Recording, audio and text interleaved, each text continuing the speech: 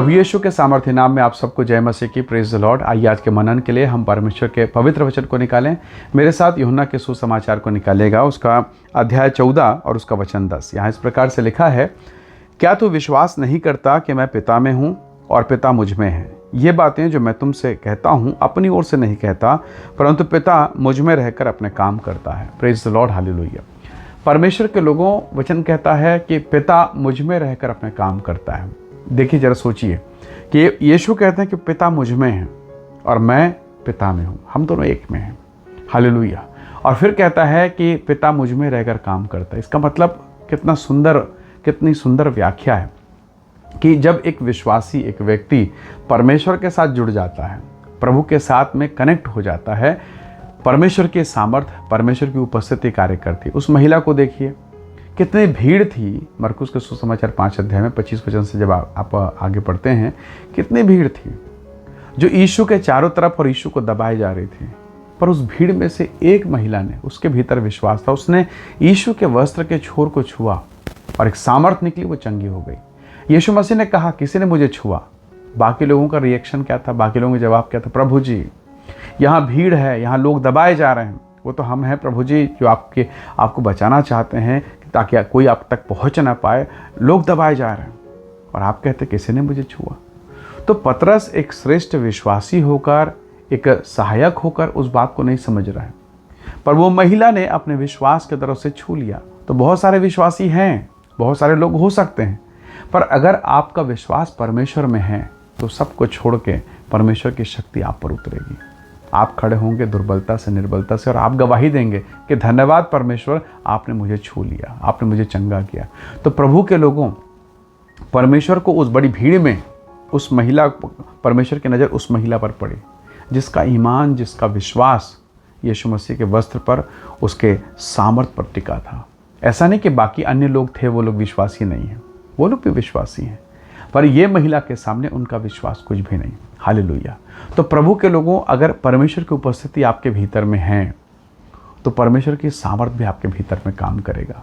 उस महिला ने जैसे ही यीशु के लिए अपना हृदय खोला, जैसे उससे वो जुड़ी, परमेश्वर की सामर्थ यीशु मसीह के द्वारा उसके देह पर उतरा, और वो बीमारी जो 12 वर्षों से मानो उसके देह को खोखला कर दिया था, पलक झपकते उसके देह से दूर हो गया। और वो ऐसी हो गई जैसे वो बीमारी को जानती नहीं। उसने कहा, उस वचन में लिखा, वो अपने देह में जान गई, मैं ठीक हो गई हूँ। सोच सकते हैं, जब 12 साल से एक झटके में, मिनट भर में, पल भर में सब कुछ खत्म हो गया, वो स्वस्थ हो गई। पतरस के जीवन को देखिए, जब उसने अपना जीवन प्रभु यीशु मसीह को दिया, पतरस के जीवन को जरा देखिए, उसकी परछाई में लोग चंगे हो रहे हैं। हालेलुया।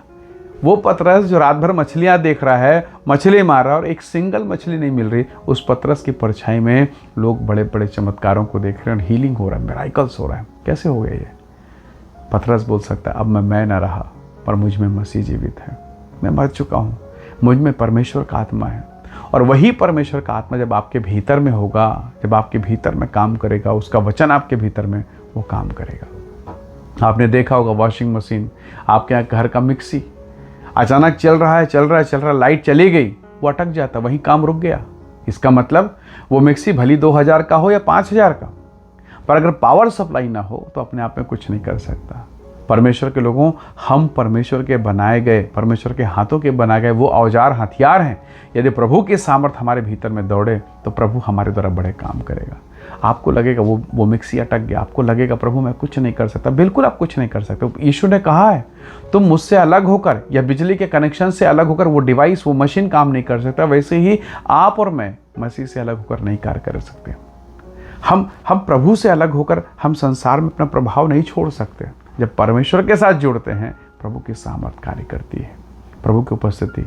यहाँ वचन में लिखा है, पिता मुझ में होकर अपने काम को करता है, और वही काम परमेश्वर पिता आप में होकर करना चाहता है। इसलिए आज के दिन में प्रभु से कहिए, खुदावंद प्रभु यीशु दया कीजिए, आप आइए और मेरे जीवन के द्वारा आप काम कीजिए। निसंदेह प्रभु आपकी सहायता करेगा। आइए दुआ करें।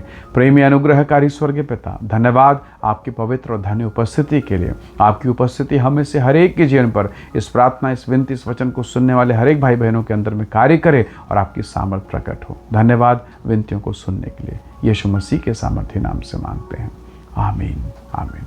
प्रभु आप सबको बहुत से आशीष दे। Praise the lord. जय